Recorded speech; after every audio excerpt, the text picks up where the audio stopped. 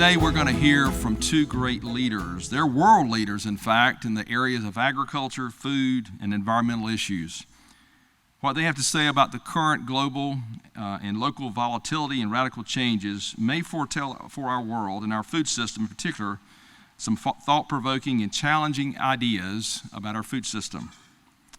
You're going to hear from Charlie Arnot, who is the CEO of the Center for Food Integrity, based in Kansas City, no doubt, a national nonprofit dedicated to building consumer trust, confidence in today's food system. He is also CEO of Look East, a Kansas City-based public relations agency focused on growing trust in products, processes, people, and brands in food in the ag industry. You're also going to hear from Jason Clay. Jason leads market transformation work for the U.S. branch of the World Wildlife Fund. He works in the areas of agriculture, aquaculture, business and industry, finance, fisheries, and forestry. He has a deep background and more than 30 years' experience in human rights and environmental issues. I might also note that Jason Clay is a native of Northwest Missouri, and he can talk some more about that if he'd like. An interesting point on him, I will add this. Jason was telling me that when he was growing up, finishing high school in that part of the world, in King City, he had the opportunity to either go to Nebraska to play football or go to Harvard. And he went to Harvard. So I think he made a good choice, especially in light of how football is going today in Nebraska. So I want to mention to you also, though, how I met both of these gentlemen. This is not the first time I've seen them. Charlie Arnot and I met for the first time in 2011 when I was participating in something called the Food Systems Leadership Institute. Food Systems Leadership Institute is something later I had the chance to direct, but at that point I was a participant and happened to be at a session in Cal Poly San Luis Obispo and had the opportunity to hear him speak, and for the first time brought these new ideas about how we need to think about our work and our food and our agricultural system from the consumer perspective in a different way. So I'm excited to have Charlie here. Jason, I met for the first time in 2014. He was at North Carolina State University speaking, bringing these same kinds of ideas, and I was just enamored by some of the things he shared as he talked not only about issues that maybe affected our region and our country, but really had this global handle on what's going on around the world. So without further ado, I'd like to bring to the stage Charlie Arnot and Jason Clay. Okay.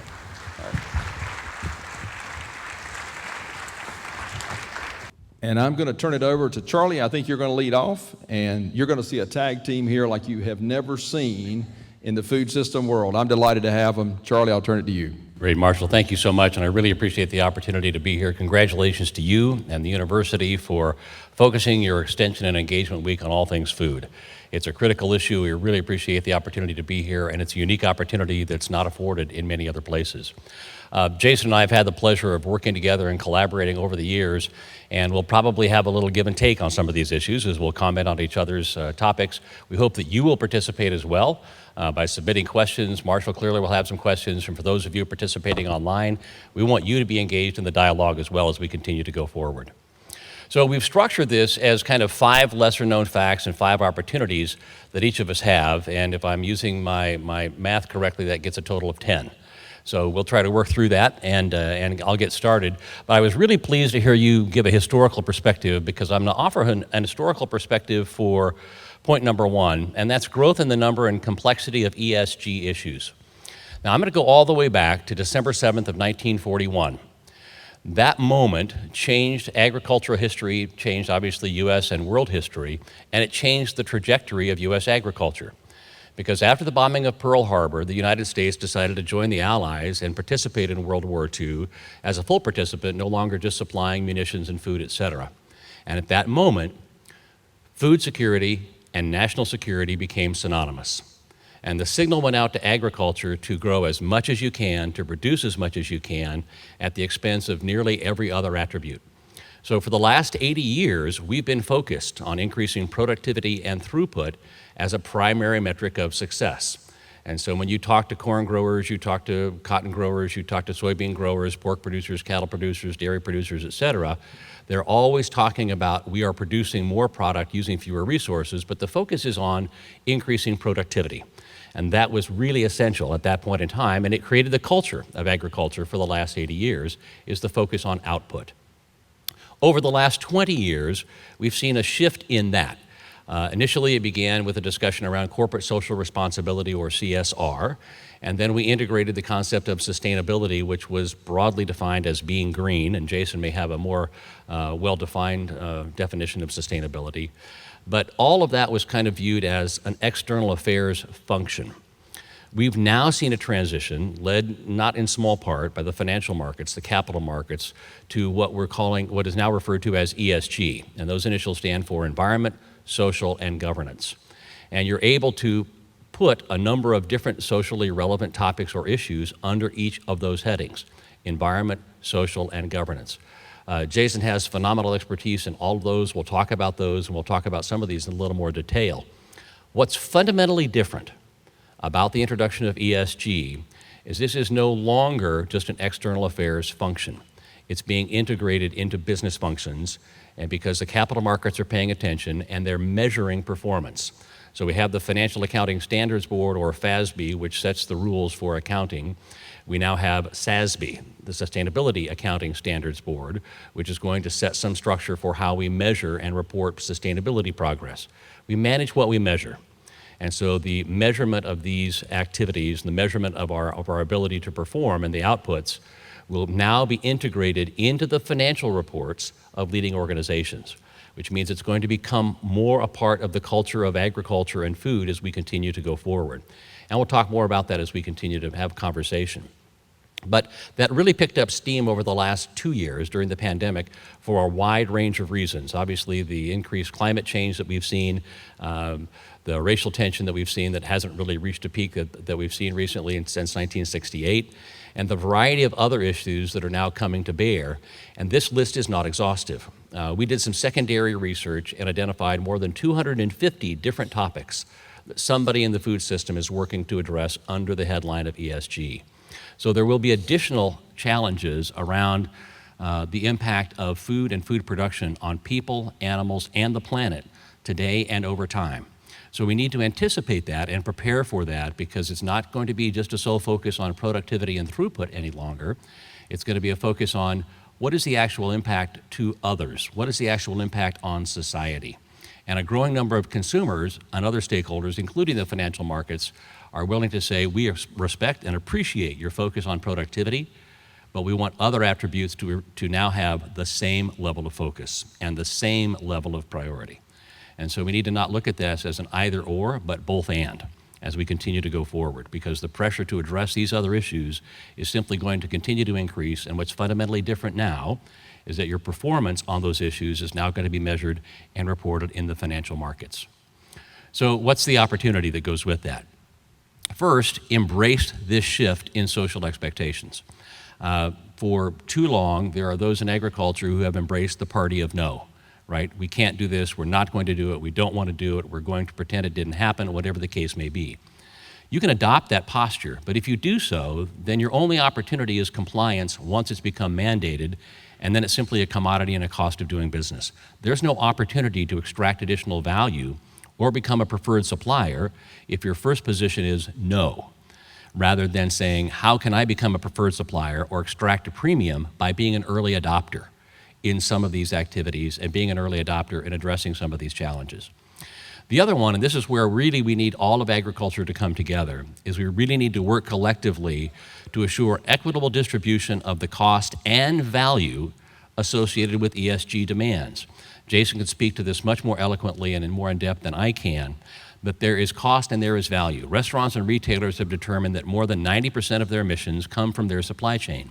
So they can continue to put pressure on the supply chain all the way back to the point of production to reduce environmental impact and to reduce emissions. There will be costs associated with that. So how do we assure that farmers are sustainable as well economically? How do we assure that there is equitable distribution of the cost and value of ESG? There are some companies willing to do that, but we need to raise that conversation to a higher profile. Not in a confrontational way, but in a way that embraces the evolution of ESG, but also then says we need to make sure if we're going to have resilient and reliable supply chain that goes all the way back to the point of production, that primary producers or farmers have the economic support they need to be able to implement these practices as we continue to go forward. So that's number one for me, kind of the evolution and the expanse in the growth in number and complexity of ESG opportunities and issues, and the opportunity that we go from here and embrace that and look for that opportunity to capture value. So for me, the number one is that the world is changing faster than our response. In the short term, if you think about it, we've understood that climate change has been coming for 40 years. And our responses, at best, I would say, have been piecemeal. We haven't seen anything that approaches a multinational approach to really addressing this issue, as if our lives depend on it, because they actually do. Some of the latest studies about modeling of climate impacts is that if we stopped emissions today, the impacts from climate change would still be felt in 2500. That's approximately 21 generations.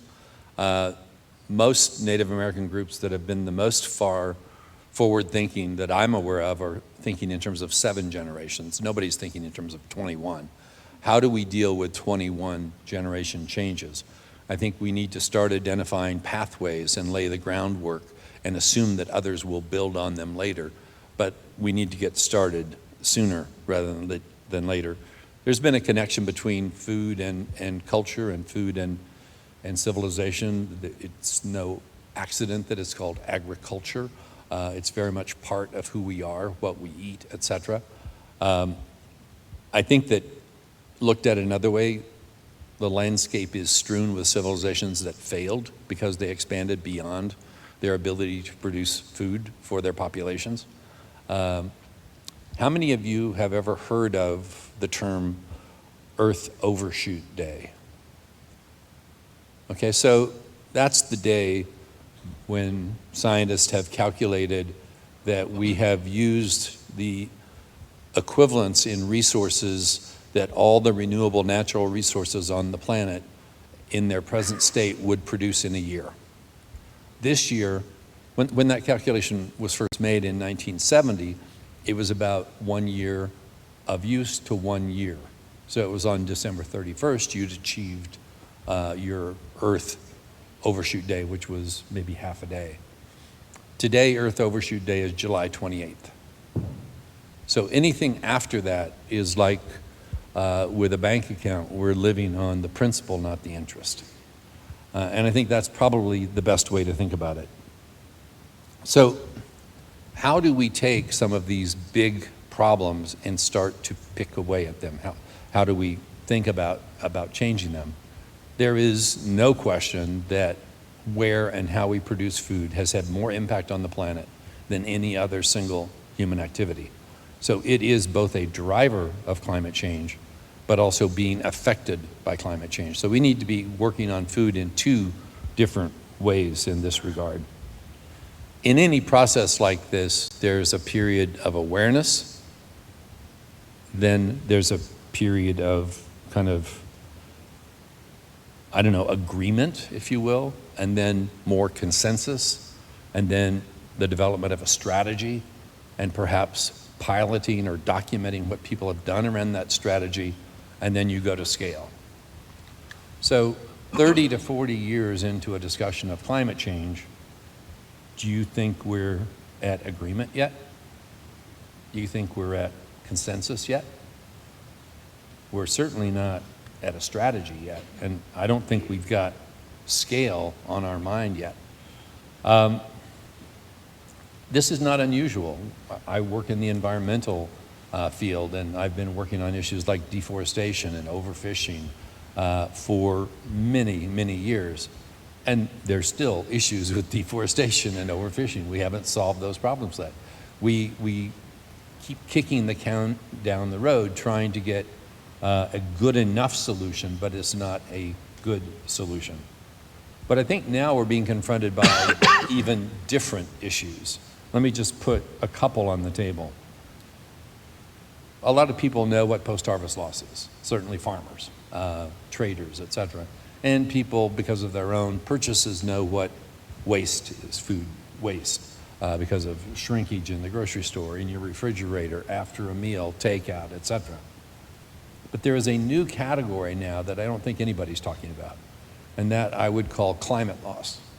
It's the food that is wasted because planting's delayed, because you have to plant an inferior crop because you couldn't get it in soon enough, or the crop that you plant doesn't make it to maturity, or there's a violent storm that destroys it, or hail, or wind. Choose your weapon, as it were. Right now, the estimates are that climate loss may be as much as 10% of global food production. So when have you read about that in a newspaper? When have you seen a strategy to look at, well, if we're producing 10% less food, we must be doing something to either produce more or waste less, or how are we addressing that issue?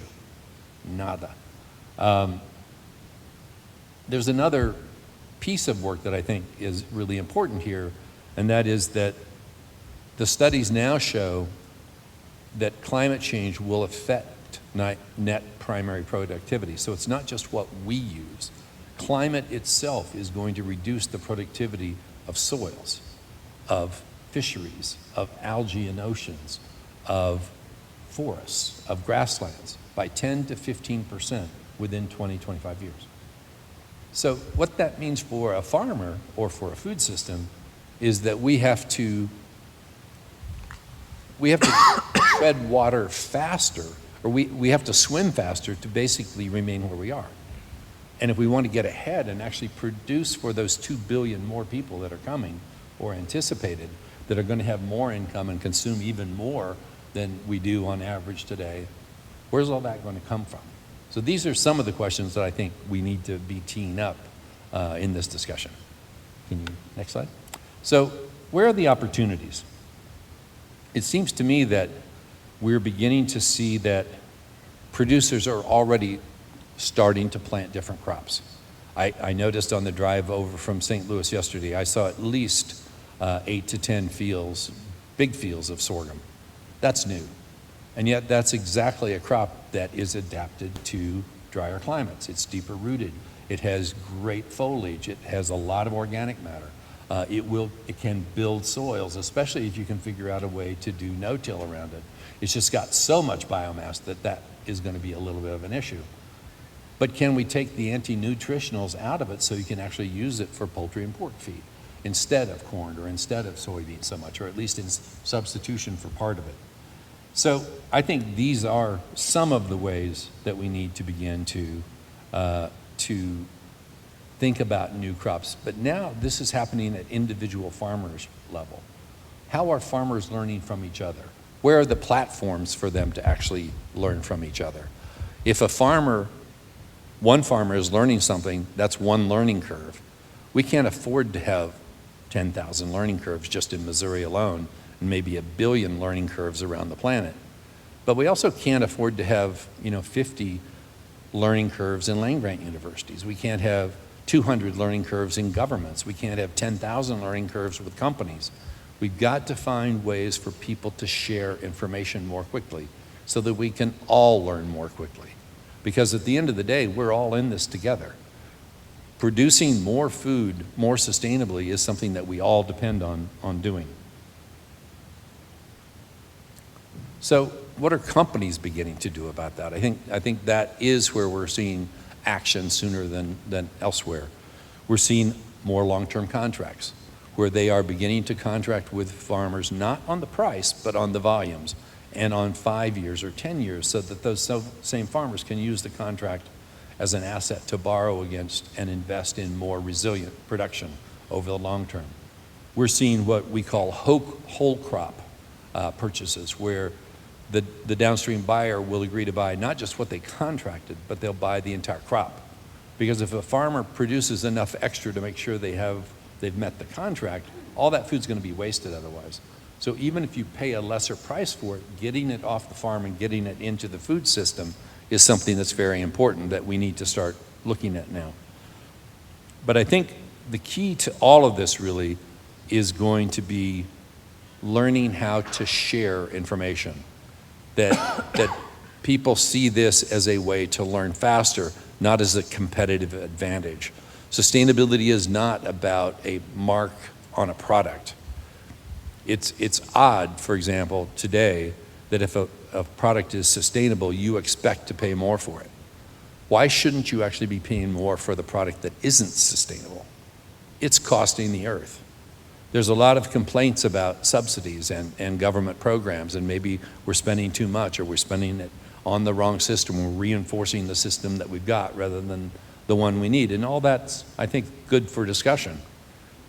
But by the same token, what the government's put into food systems globally, take your pick, somewhere between $500 and $700 billion, the planet puts in 10 times that much.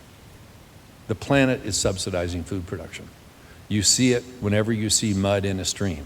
You see it in a ditch. You see it in a deforested area. You see it in a grassland that's, you can see the earth between the stalks of grass, etc. So anyway, we've got a lot of opportunities, but we're not organizing around them, and we're not working together to solve them fast enough. Okay, number 2 for me, the evolution of alternatives to animal protein. So this was coming on hard and fast at the beginning of the pandemic, and consumers were looking for products that would help boost their immune system. And there's continuing to be a growing number of consumers that are looking for the better for me, better for the planet options. That's one of the key takeaways from all of the alt meat and alt dairy work that's been done or is being done, all the product development that's being done. There is real interest in better for me, better for the planet. And so all of us need to internalize that and begin to appreciate what can we do to produce products that are perceived to be better for me and better for the planet, and not just perceived that way, but actually are better for me, better for the planet. Because the initial sampling, the initial trial of this, whether it's the Impossible Burger, Beyond Meat, whatever it happened to be, was through the roof. And then consumers stopped buying it because the product didn't compete on taste and price.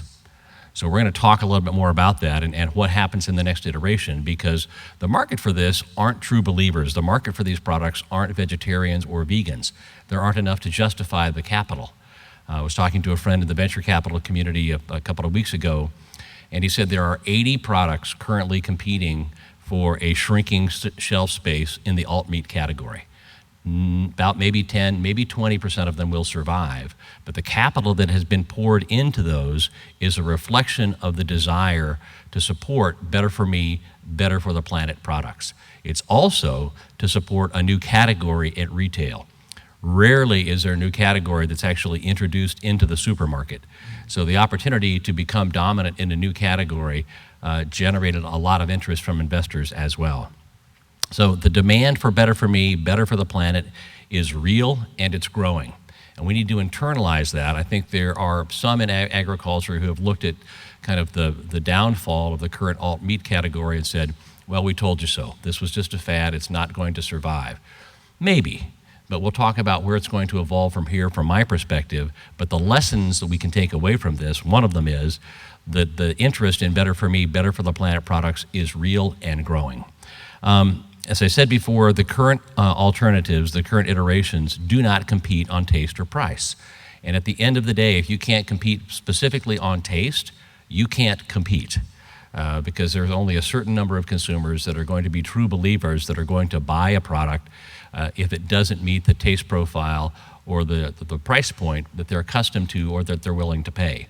So you've seen a lot of activity in this space commercially, but the only place where you're beginning to see it really have an impact is in the dairy case.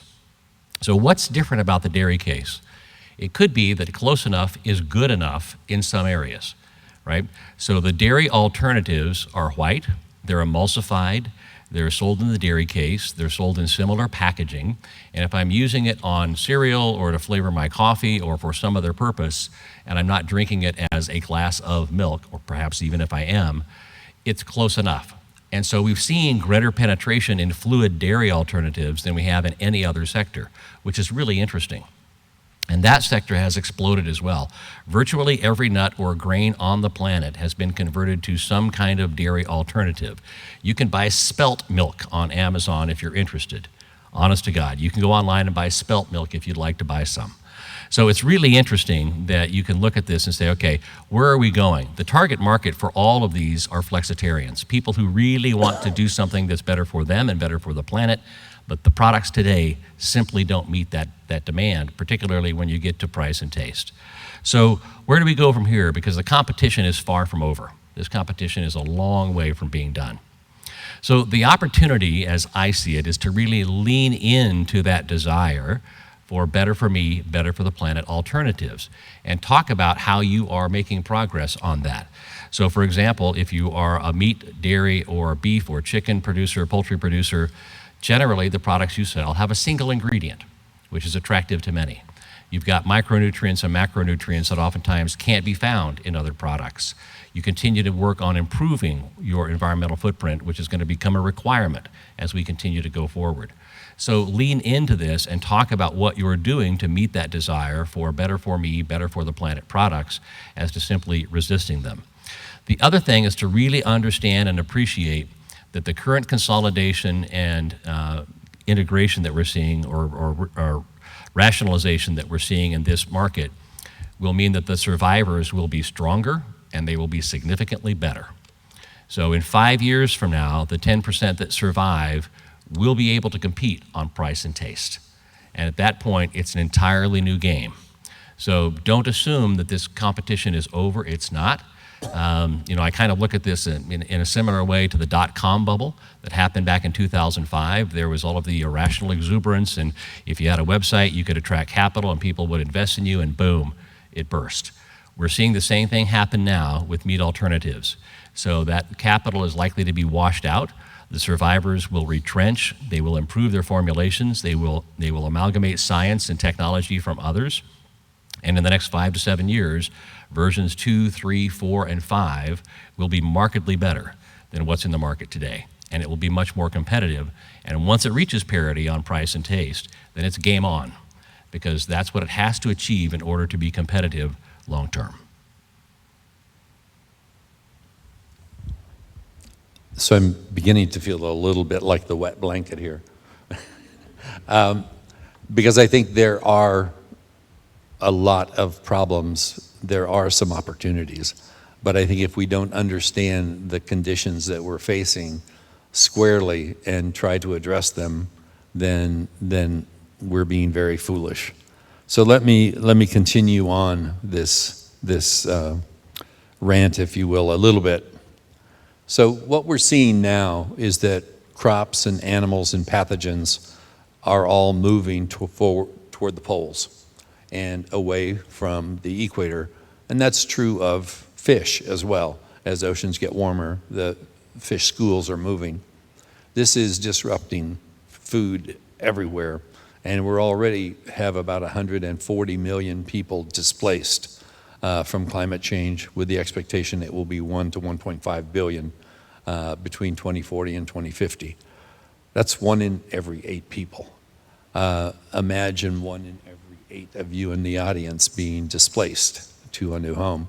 The U.S. is not going to be impervious to this kind of change. It's going to be happening here too. So where are we seeing this already? We're seeing the permafrost melt in Siberia. We're seeing people start to farm it. Now, this is a double-edged sword. The permafrost is probably an incredible area of organic matter. It's still, much of the grass that has been frozen is still green. Many of the pathogens that are in that grass are still viable 10,000 years later. Anthrax was just plowed up in Russia, and a child in a local community died from it this last year. We're seeing the Chinese move in and contract farm this with Russians. Now so what the scientists have said now in retrospect is, yes, we kind of missed the permafrost. We thought it was going to bind with iron and it was going to not volatilize into the atmosphere. But now with that source of CO2, the melting of the permafrost will produce as much greenhouse gas emissions as all humans do. That little miscalculation.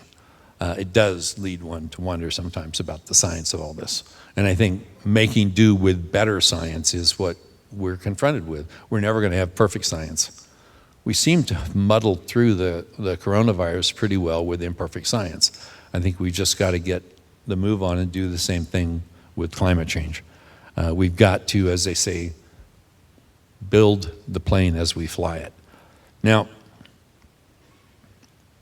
the only thing worse than the melting of the permafrost is when you farm it, because that causes the CO2 and the methane and the nitrous oxide to volatilize even faster. And that is what's happening now. The first crops of soy and wheat and corn have been harvested from what was permafrost 10 years ago.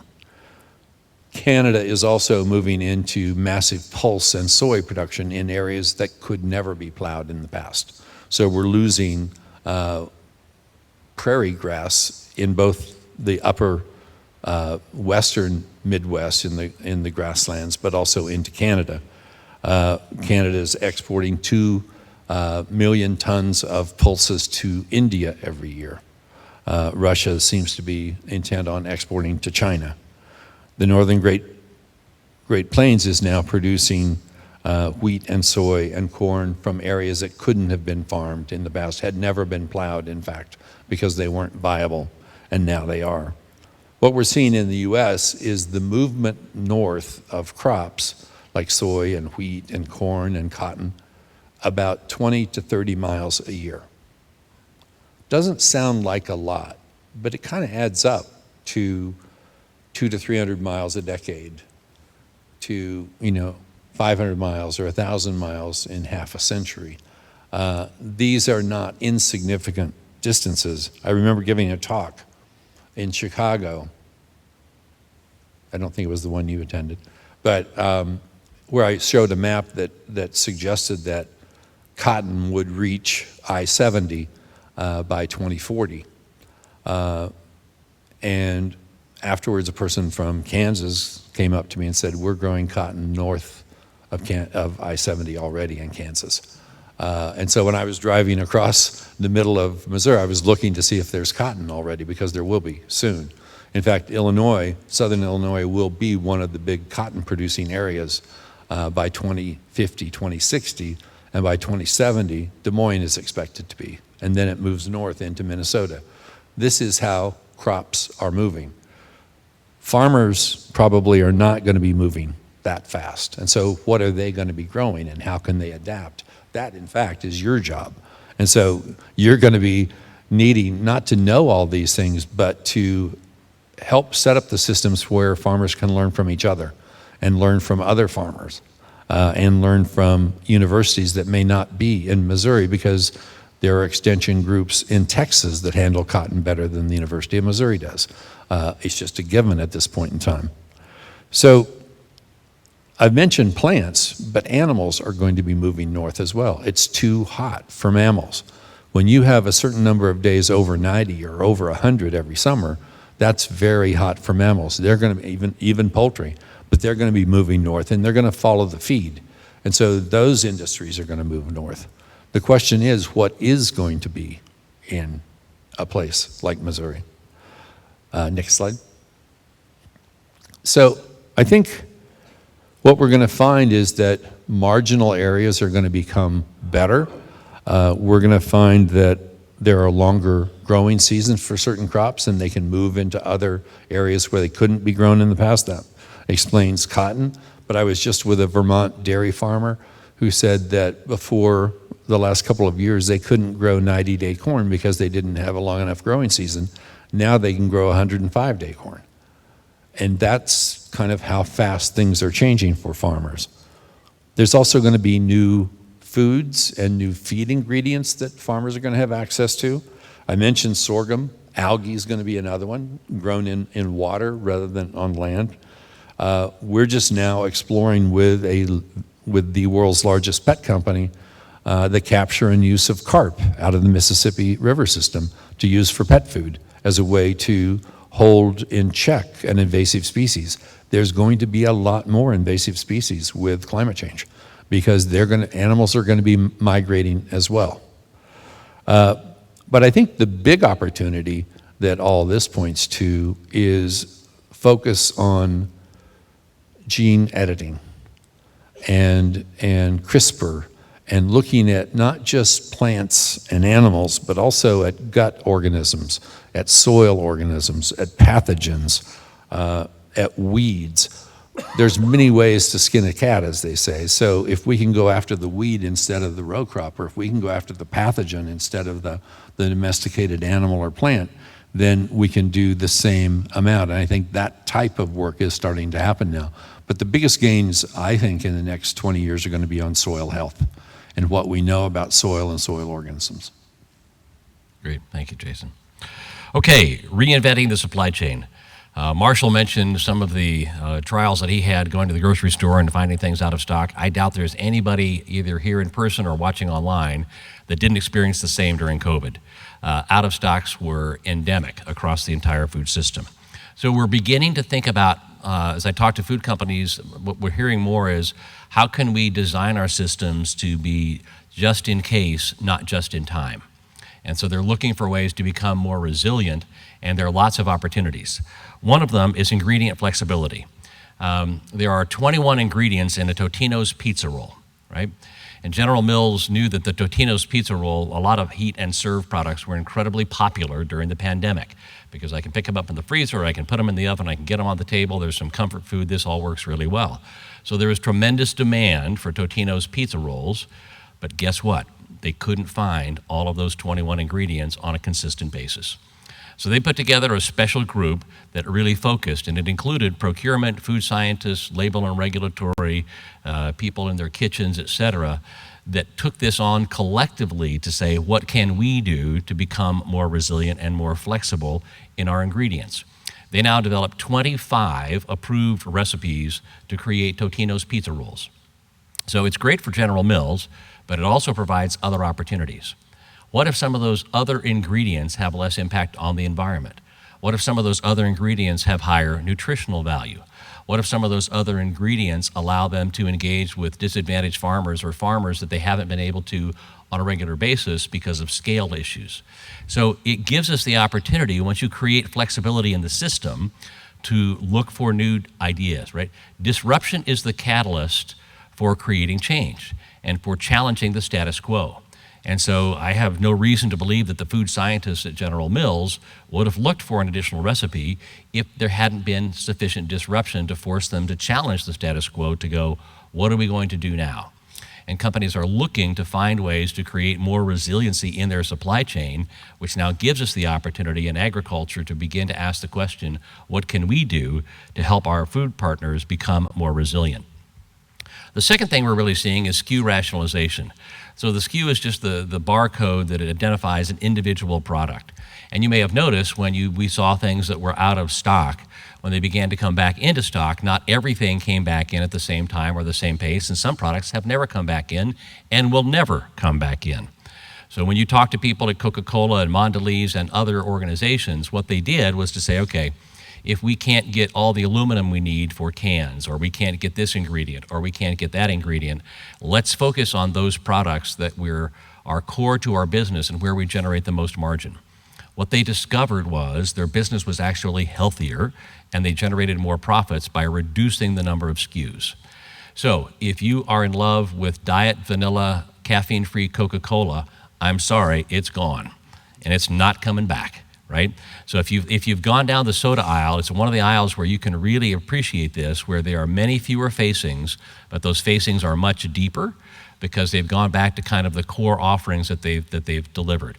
Now, I have no doubt that in the next generation or so, someone in marketing at those companies will go, hey, what if we expand this line again? And that conversation will take place.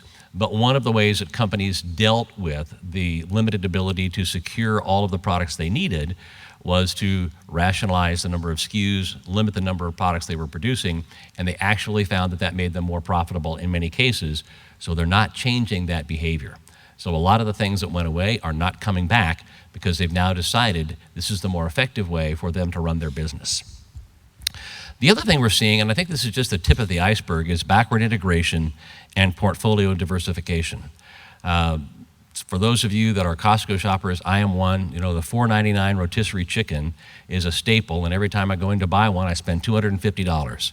So it's a great model for Costco, right? It works really well for them, but they've got to continue to find that chicken that they can sell for $4.99. So Costco built their own chicken operations, right? They've got their own chicken plant, one of the most modern in the country, maybe in the world. It's a phenomenal facility. If you haven't had a chance to see it, or go online and look at some of the YouTube.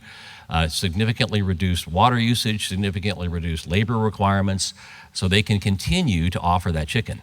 They contract grow with growers in the area, so they've backward integrated into poultry production to allow them to have the security of that supply chain. Walmart's done some of the same with dairy in Michigan, and they most recently made a significant investment in a packing plant for sustainable beef, which will, I think, is the name of the company, which is putting together the processing plant in Nebraska. So we're going to see more and more backward integration as well, as companies look for ways to plan for just in case as opposed to just in time, realizing that the supply chain is more fragile and less resilient than perhaps we thought it might have been prior to the pandemic. So there are lessons to be learned from this as well. So what's the opportunity? One, become indispensable. The way you become indispensable is by helping your customer be more resilient. It's not by looking for the best possible price today on a commodity product, but how can I add value by making my customer more resilient? The other opportunity is to go to companies like General Mills and say, now that you have these 25 different recipes, help me understand all of the ingredients that are in them, and is there an opportunity for me to partner with you to help provide that resiliency that you're looking for?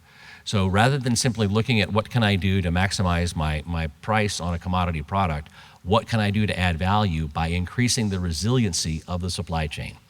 Because historically, that's not been a place where we've thought about adding value, but it is a place we need to add value today. And then explore new partnership opportunities and new channels. Direct-to-consumer continues to become extremely popular.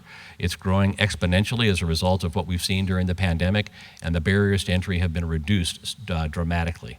So lots of different ways to think about how we can take what's happening in the supply chain and the disruption and capture opportunity from that.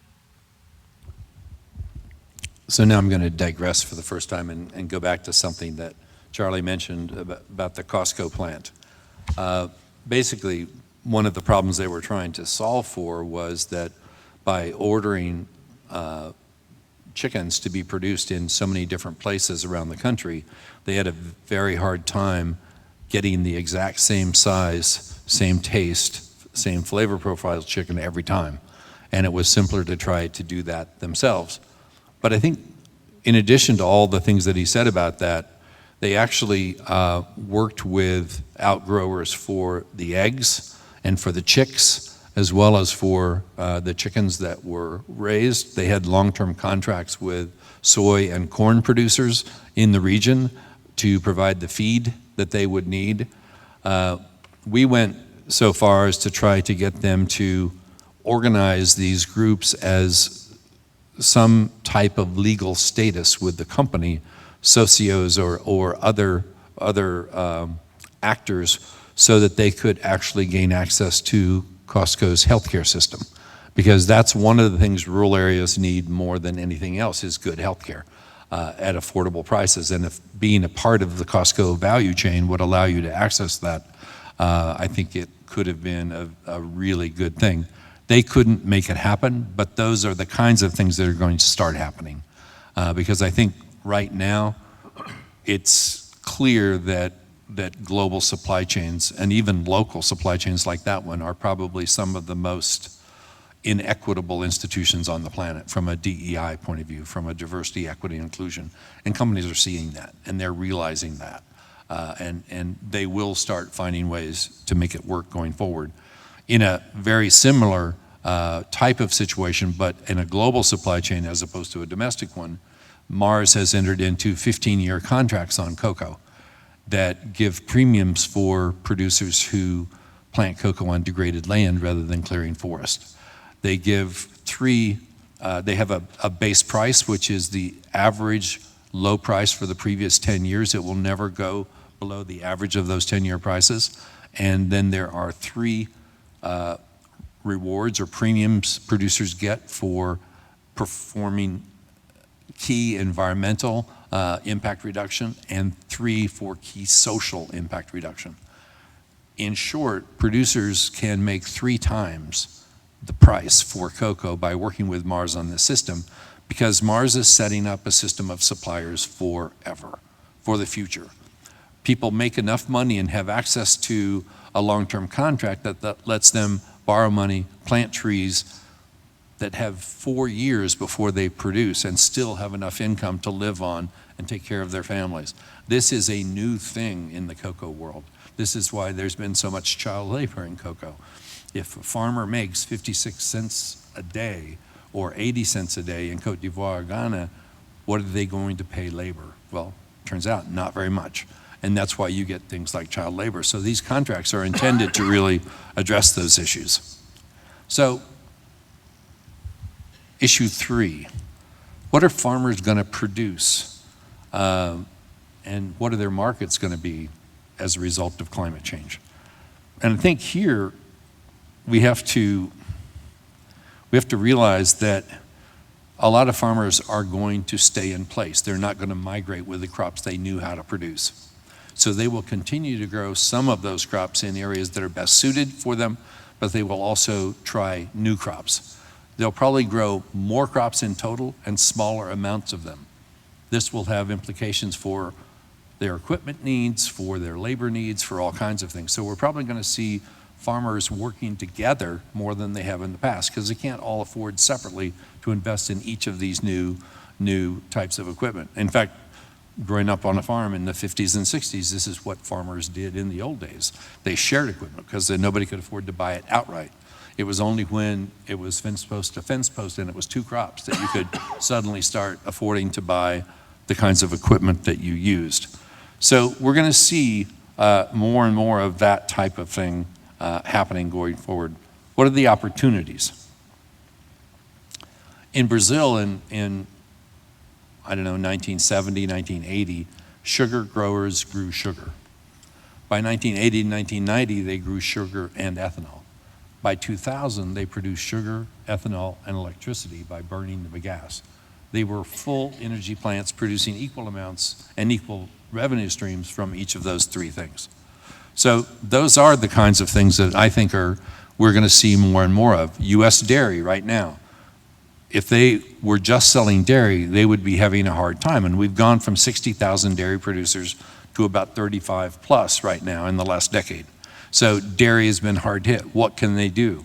Well, we're beginning to see them cross over with beef cattle so that they're producing USDA prime beef as well. We're beginning to see biogas digesters where they're producing energy, also renewable natural gas. Now they're beginning to also sell NP&K from the substrate, liquid ammonia from the substrate. Yara has long-term contracts that allow them to borrow the money to put in these kinds of more sophisticated biogas digesters. This is what's happening in the dairy world. So we've been interested in what are the next types of food production that we need to understand as an environmental organization that we can experiment with.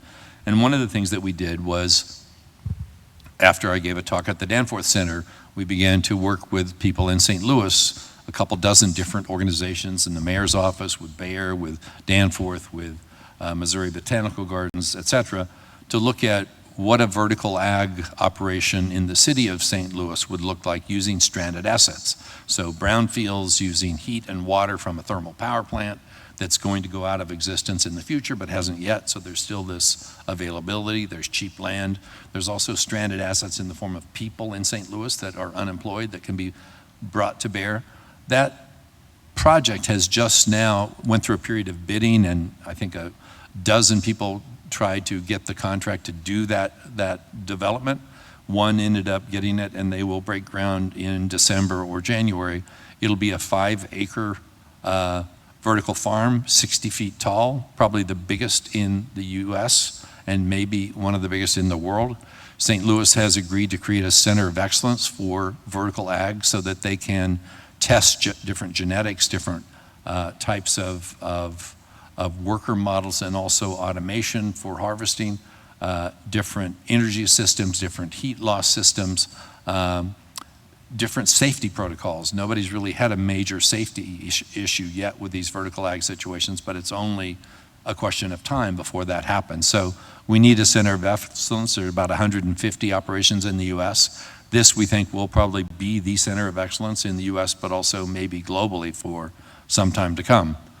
We're also looking at, anybody who's looking at the newspaper realizes that it's not just the price of tomatoes that are going to go up, and tomato sauce and tomato juice and pizzas and everything in the year because of the lack of production of tomatoes in California.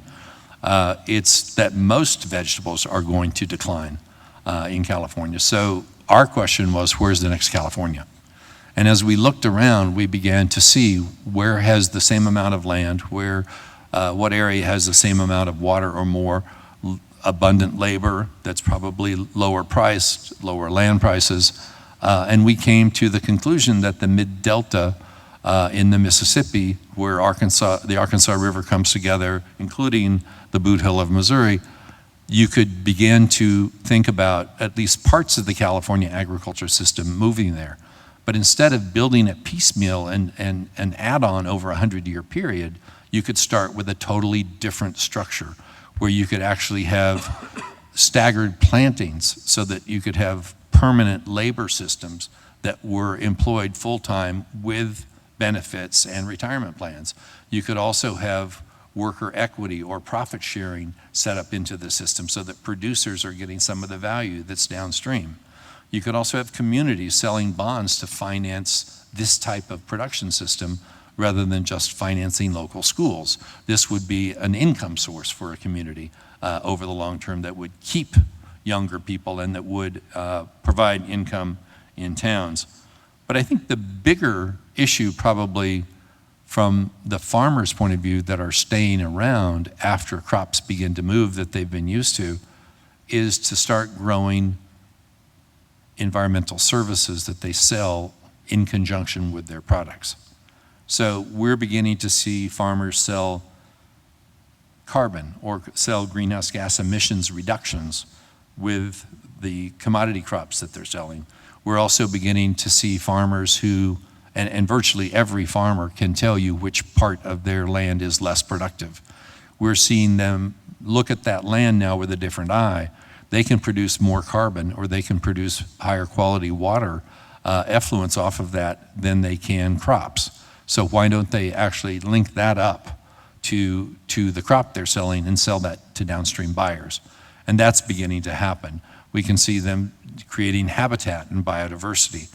We're even seeing larger regions beginning to organize. So in fact, some dairy cooperatives that are losing members are now keeping the members that no longer produce milk and having them reduce emissions.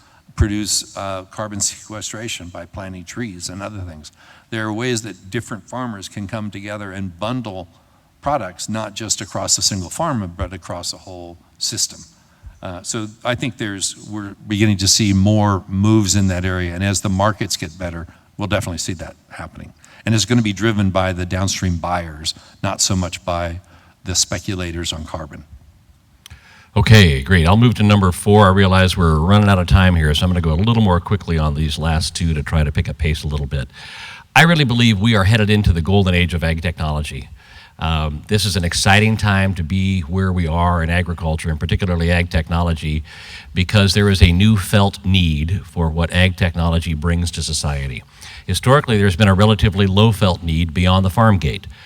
Because supply chains were full, people were getting what they needed to formulate what they wanted to produce, and so there just wasn't a perception that we need additional solutions from ag technology, but the world has changed over the last couple of years. We had COVID-19, and not only are people now seeing all the disruption, but we're having public conversations about messenger RNA. So we're having public conversations about the science that's making all of this possible, which gives us a phenomenal opportunity then to be able to introduce some of this.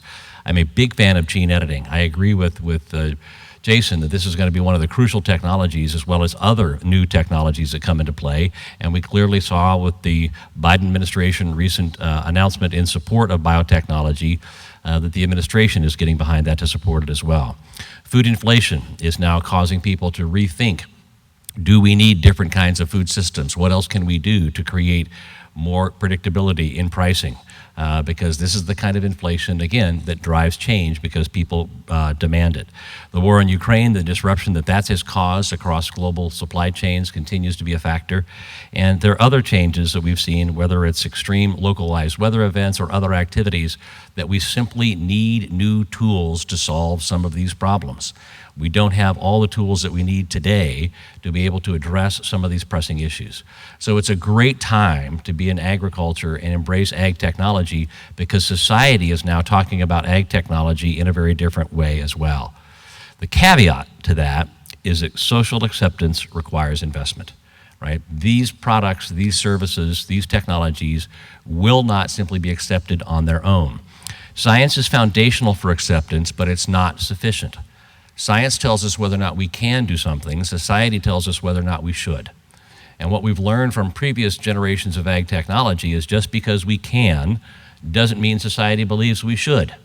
You can look at the GMO debate, RBST, the low acrylamide potato, and the list goes on and on and on, from technologies that may have received some market acceptance, others that did not, but were perfectly safe, and the science behind them was sound, but science alone is not sufficient to justify acceptance. There has to be a concerted effort and an integrated effort to build technology, and it's more about the why than the how or the what.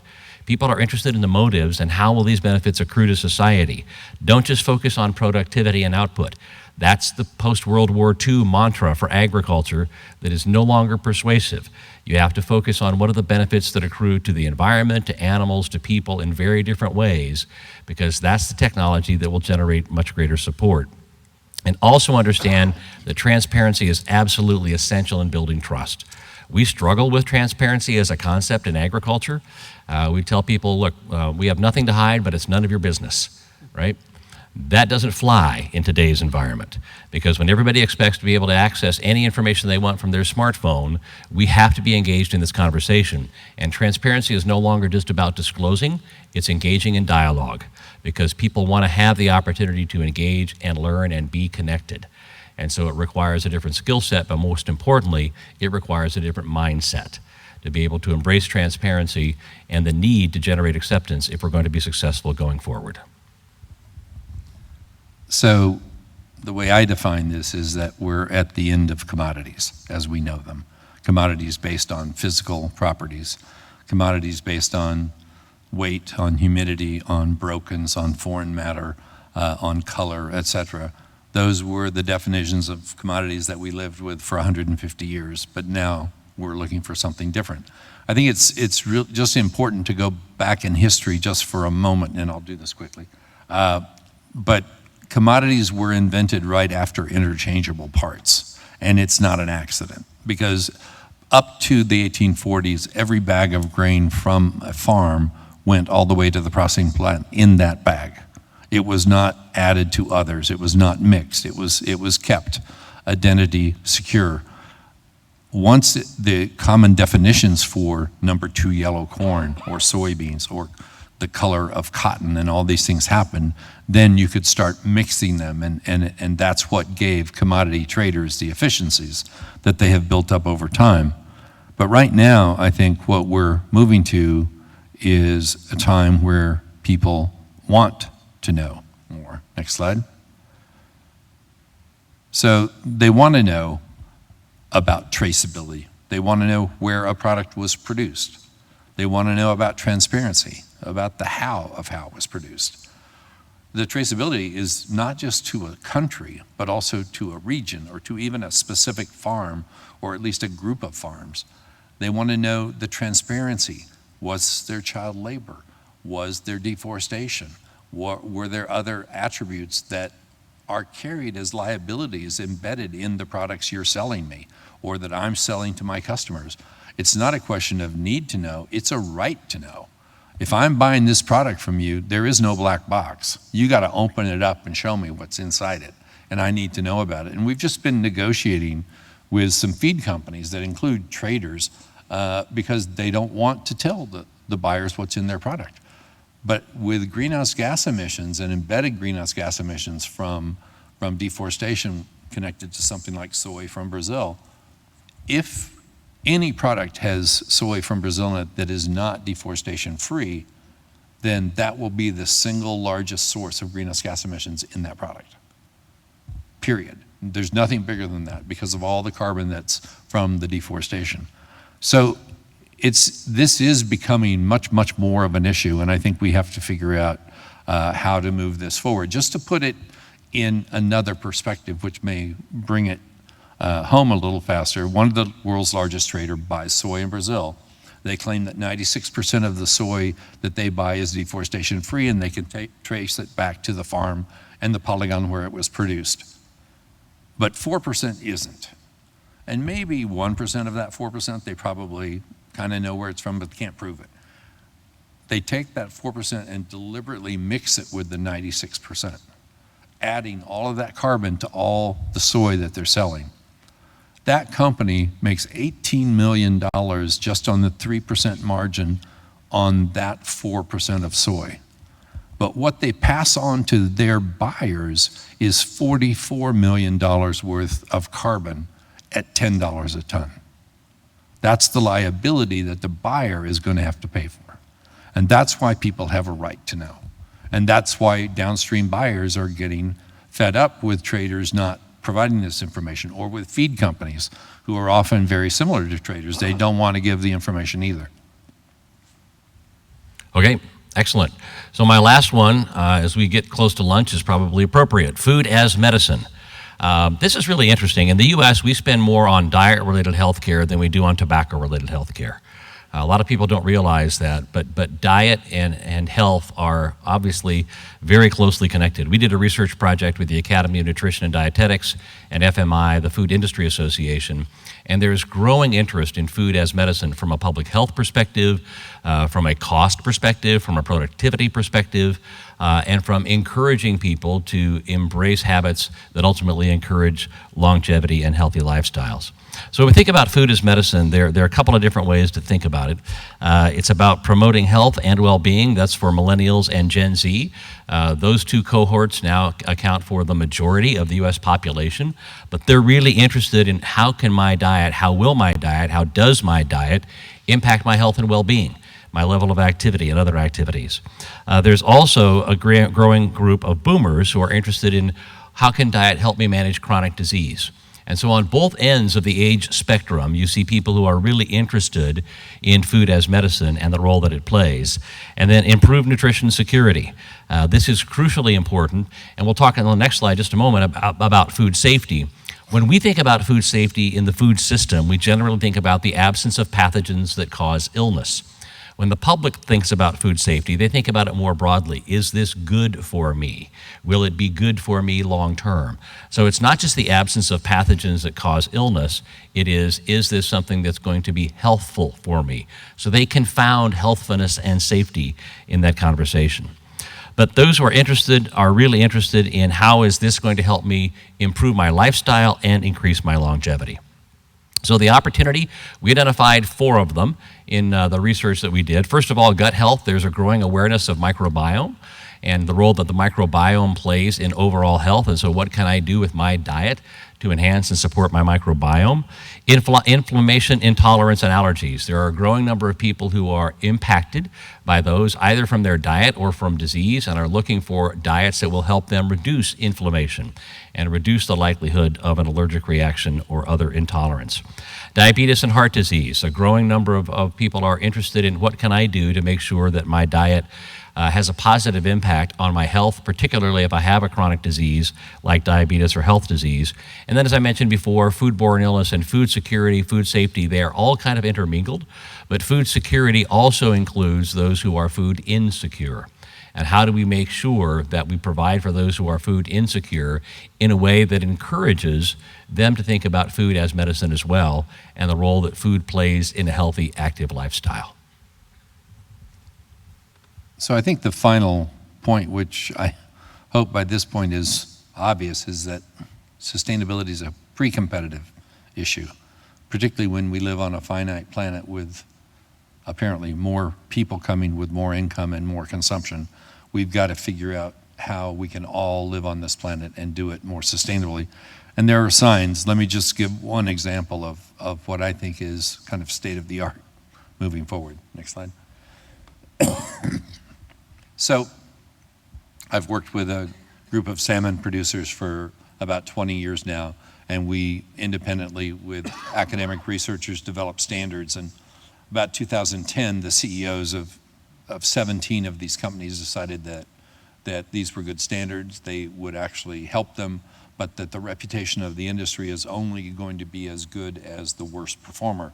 And so they needed to bring on the poorer performing companies and share information about how to get better, that sustainability was pre-competitive. How they sold their products, you know, what the value was, the whole fish versus fillets versus cuts, chops, etc., smoked, that was all different. But the fact that they needed more places to grow fish, they needed to have access to markets, they needed feed, etc., all of those things they all shared, and that they needed to work together. So in a period of 8 years, 50% of them actually were able to become certified. 50% of an entire sector of all the salmon aquaculture on the market today is now verified against credible standards. And they did that by sharing their data down to the individual net pens. So the individual field where cattle are would be the equivalent.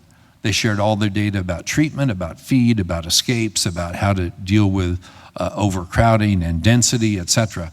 All of that information was shared and published so that the public had access to that data. They then turned around and asked us and said, we want to do the same thing now with our feed and our feed ingredients. And so that's when we started working with the feed companies. And then most recently they've said, we want to assess our greenhouse gas emissions and figure out how to reduce them as a group so that we can all put what works, what the payback period is, what the cost is, et cetera, what doesn't work, which is also just as important. And they're now embarked on that journey. When we can move an entire sector in 8 years, then we know that we are moving at the speed of climate change. Anything short of that is not. And I fear that what we're finding is a whole lot of movement that is incremental, 5%, 10%, 20%. We need to be thinking of 2x, 3x, 10x types of solutions, transformative solutions. If we know how to get there, it's not ambitious enough. Thank you. All right, Marshall, that's it.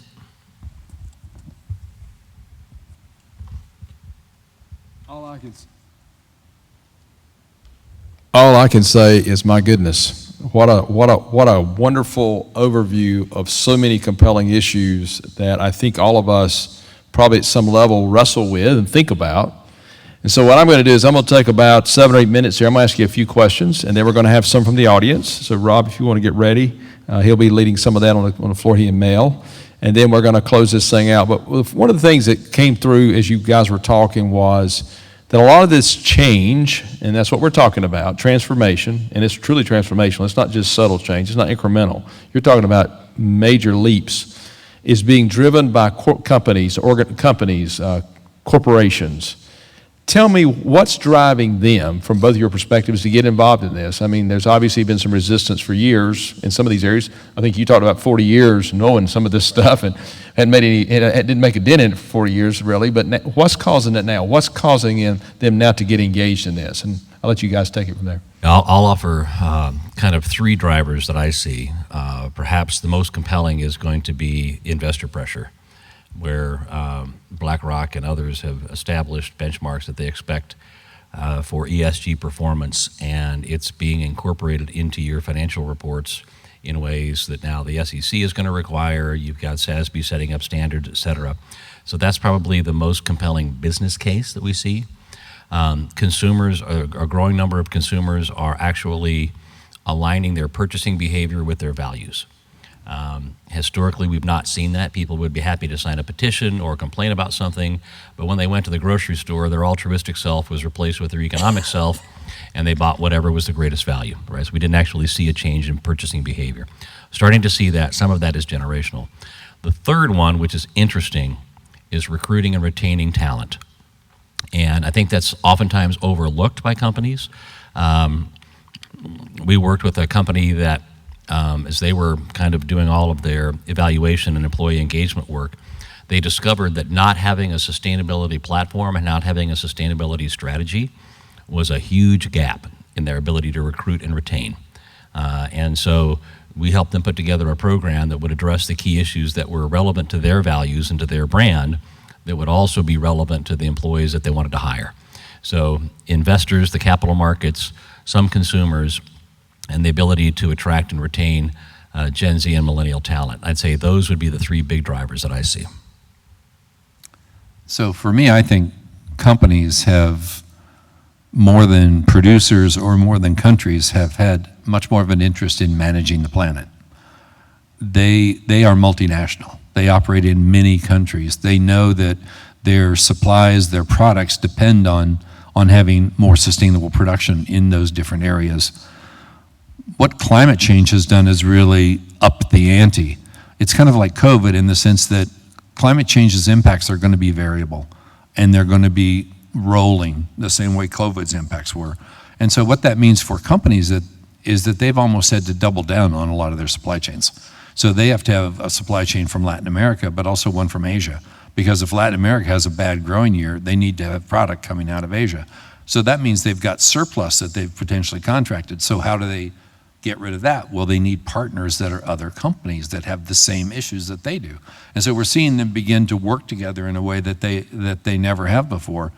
But I think that carbon and greenhouse gas emissions, I think human rights have become a big issue now with supply chains because companies are legally liable if they're slave labor.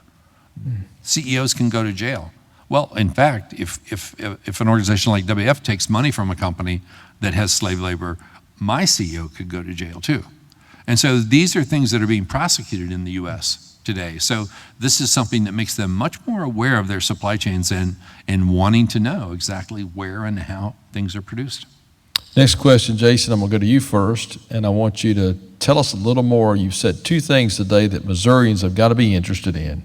You told us California is moving to the Delta. That's really interesting, intriguing, and that obviously we have a lot of footprint down there. And you also talked about vertical agriculture and vertical farming coming to St. Louis. You want to dig into that just a little deeper for us? So the California moving to the Delta, it's going to be not all of California, but there is exactly the same amount of land in the Delta region that's already farmed as there is in California. There is, in California, it's 75%, especially in the Delta, it's 25%.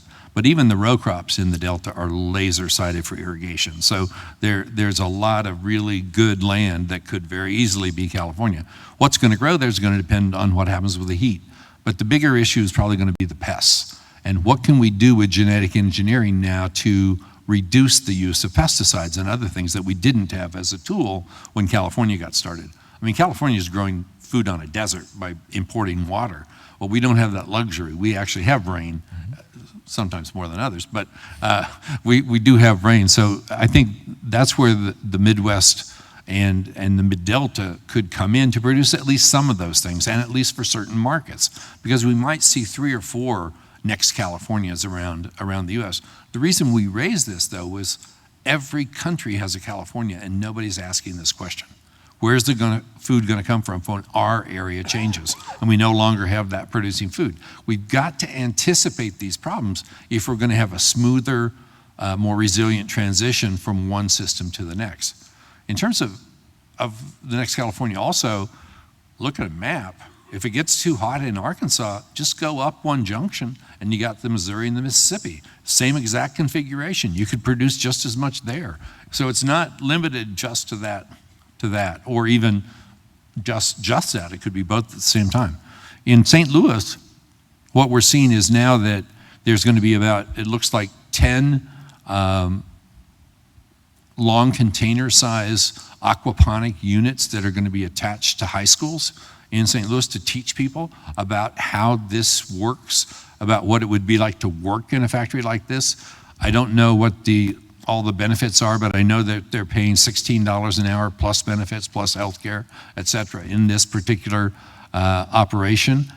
and it's going to be seeking people from the region, so it's going to be certainly poor and probably a lot of African Americans. It's going to have a lot of people who were probably formerly incarcerated, and this particular employee has made a point of hiring people like that in the past. We have been trying to get them to do an ESOP or an employee stock option, kind of where employees could have an ownership position in the company. It's just really hard with tax laws. So what he's given us is a challenge, and I open this challenge up to you because it's not an NGO's job to go and raise $5 to $10 million, which is what we're talking about here. He's got about 70 million of investment that he needs. If 5 or 10 million of that could not be from equity, but could be a debt investment with an interest rate that could be paid off, he would vest that as a profit sharing plan with all the workers in the plant in perpetuity. And so those are the kind of things that could happen here that could be interesting, because he says, first of all, people who've not been employed, people who've been in jail, they don't really care about a 10 or 20 year down the road retirement plan. They care about what's in the paycheck at the end of the month. And so profit sharing on a monthly basis could be a real incentive for some people. Jason, I might tell you that Chris Dalbert, the Dean of Agriculture here, and I actually were in St. Louis talking to the very people doing the vertical ag stuff a couple months ago. They have expressed interest, and our colleagues at the University of Missouri St. Louis are tied into it, potentially doing this center that you're talking about on their campus. So this thing is all spinning in a very interesting way. So I share that because there's a whole lot of synergy around this right now in that region. And St. Louis, just by chance, has more ag under glass than any other city in the U.S. because of Bayer and Danforth in the Missouri Botanical Gardens. So there's a lot of synergies here. Yeah, a lot of them. We're going to have 2 last questions. I'm going to go to the audience. Schnucks actually has put a contract for an offtake agreement with part of this, and is also putting 3 of these containers with stores of theirs so the customers can see how it works. Charlie, I'm going to go to you with a quick question. You talked about science says what we should do, society tells us what we can do. The way around. Well, tell me, walk me through that. Yeah. So science tells us whether or not we can do something. Society will tell us whether or not we should. Walk me through that. So we've operated under an assumption that if we have good science, if we have good data, if we have good facts, that should be sufficient for people to accept what we do. And that's great, but social acceptance is a multidimensional, complex process that's based on more than just information. How do I feel? What kind of information am I gathering? What are my friends and neighbors saying? What's my past experience been? We actually did a lot of consumer work over the last year using a model from Seacrest and Hart from the EU on consumer acceptance of ag technology. And it ends up being very predictive. Some of the R-squares are between 0.72 and 0.84, which for social science is pretty high. But there's a whole range of social factors that influence acceptance. Is it familiar? Is it going to address something that's relevant to me? Is there a disgust factor? There's a whole range of different things that we have to take into account. The point being really for agriculture is to understand that we can have the best science in the world, we can have all the data, we can have all the facts, but it's not sufficient. It's essential. You can't start the conversation if you don't have that, but it's not sufficient to drive acceptance.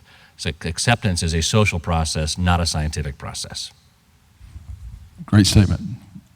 I just wanted to mention one other thing that I think might be of interest to this particular group. So I remember 15 years ago reading an issue of the Missouri Conservationists talking about how much income was being made growing mushrooms in the Ozarks, and it just blew me away, the per acre income and how it was significant for a number of producers. When we started the work in St. Louis, I had in the back of my mind that there are all these caves in St. Louis, I think 93 in the city of St. Louis itself. Why don't we grow mushrooms? So I reached out to Costco and to their mushroom provider, who is based in Canada of all places, but there is quite an interest there, not in portobellos or white mushrooms, but in the specialty mushrooms. So mitake, probably oyster mushrooms of various kinds, all different kinds of mushrooms. Well, that would be a very high income kind of generation type of project too. and that is labor intensive and could be quite useful, and use barges to get it out in the Intercoastal Canal into other places. All right, I know we've got some questions here. I'm going to go to Rob and to Mel Wilberson. I think you're over on this side. Rob, I'll let you start out.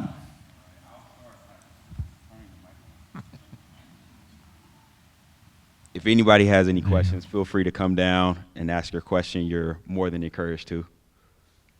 And while you make up your mind, I have a question from online. It says,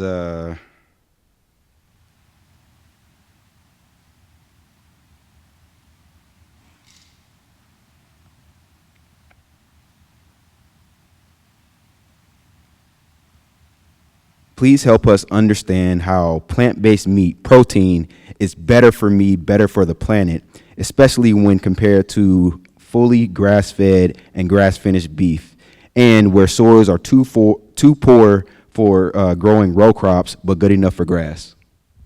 Good question. So I don't have any evidence that it is, but that's a perception, right? And the desire for better for me, better for the planet products is what drove that extreme initial sampling. So the point I was trying to make was pay attention to what drove that sampling. It was the perception of better for me, better for the planet, and the real desire for better for me, better for the planet products. So that's the opportunity for grass-fed producers or other producers to lean into that and to have the conversation about, we really want to make sure that what we're producing is better for you and better for the planet. Let's have the conversation, and let me share with you why we believe our products meet that demand. So the point I was trying to make was that initial sampling is a signal there's an opportunity, and it's an opportunity we should pay attention to. So just to follow up with that, it's not about either or, it's more so about that aligned vision towards better for me, better for the planet, and making sure you differentiate in that way. Yeah, I think again, it's about how do you have that conversation, and people say, well, wait a minute, because I've heard all of these things about beef production, and it's this and it's that and the other thing. So what are you actually doing to address that? And I'm concerned about cholesterol, or I'm concerned about, so you have to be able to have that conversation. Yes, you have a single ingredient. Yes, you have micronutrients and macronutrients that can be very helpful in the diet, but we need to embrace the concerns and address them and not be defensive about it.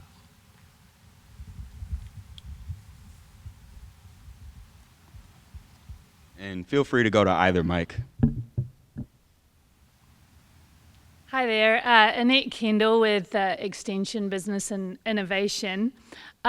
Last week I spoke to a small food manufacturer, and his quote directly was that trying to sell innovation in food in Missouri is impossible because we just won't buy anything that's out there. And so he was finding more success on the coasts than in Missouri. So I'm interested in your comments around this and whether you agree or not. And then strategies for small food producers like this guy. I'll take a stab. I see we're getting the number 3. We've got 3 minutes. Okay, so we'll have to make this pretty quickly. So I think there's the opportunity for innovation in every market. Every market is different, and I think it's important to understand what are the market demands in that particular area. And so without knowing what he's trying to sell and more information about the details, I can't comment on it specifically, but I can say that market dynamics are geographically and culturally specific. And so you've got to make sure that you're appealing to the market that you're trying to sell to, or it's going to be an uphill battle. But I do think there's an opportunity right now with increased growing seasons in Missouri. In different parts of Missouri, it's different. But also people, as the corn-soy rotation wanes because of, at least on the corn side, increasing temperatures, et cetera, I think there's an opportunity to begin to spread out and grow multiple crops in a way that was quite common 40 or 50 years ago that just went away. And then with that diversity, you can begin to enter in other types of farming as well. I remember talking to a farmer in Nebraska not very long ago, a young guy, and he's growing birdseed, he's growing sunflowers, he's growing different pulses on a conventional row crop farm. And it just struck me as something very smart to do. Got another question? Got one more down here. We'll take this one. I probably should have written it down, so I'll try to articulate this. It's more of a curiosity. So early in the conversation about climate change, you mentioned that we're marching closer to living on the, not the interest, but the principle of the world, right? And then we talked about how the permafrost is melting and more crops are moving into the permafrost, which is contributing to those gases. And I thought, and you may have kind of inferred as you were going along, that would it not equalize? Are we losing some of those crops that are closer to the equator as we're adding more? But it sounds like instead we're adding more because we're adjusting and we're evolving and we're changing in these areas that can no longer grow those crops that we're used to. So if in fact that's the truth, it's not like we're going to lose those areas for crop growth, right? We're just sort of adding to it, and we're kind of inching up closer to those poles, and that's why those gases would be increasing. Does that make sense? It's just a clarification, and Right, it's sure. coming from a place of just not knowing. Right, yeah. So basically this, I think it was a month or two ago, on the planet we reached what's called peak land for food. And what that means is that we are not increasing the amount of land we use every year to produce food. That's the first time that's happened in anybody's record. Since we invented domestication, it has always been increasing. Now, we're doing that, and we're still deforesting, and we're still converting grasslands because we're throwing away a lot of land out the back end that's been degraded and we can't use it anymore. And so we need to really freeze that. One of the things I didn't mention is that we have got to reduce the emissions associated with the food we eat, not just relatively, but absolutely, by 60 to 80%. And nobody is thinking about that right now. And so the farming in Siberia is going to release even more gases. Farming in Brazil, where you deforest, releases even more gases. Farming the northern Great Plains, where you plow up grasslands, releases more gases. So how are we going to get to a 60 to 80% reduction? That's where I think we start actively reforesting. We start actively allowing degraded land to go back, but even encourage it to go back and encourage it to become a different kind of productive asset with natural resources, et cetera. Well, folks, we've had a great conversation today, and before I close this out, I want you to join me in thanking Charlie and Jason for being with us. I'm going to let them exit the stage. And I'm going to go back over to my appointed area.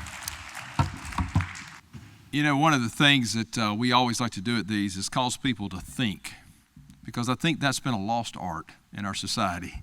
So I hope today, as you've listened, that you've listened carefully to Charlie as he talks about perceptions and the changes and the dramatic changes that are happening. Jason talks about climate and what we see around the globe. And I think in all of that, we're able to discern some things that we can do. What can we do to be a part of that? You know, they've inspired us to think beyond the status quo, to think about what can be and what should be and how we can contribute to that. And in particular, as we sit here in Missouri today, what can we do to make Missouri better?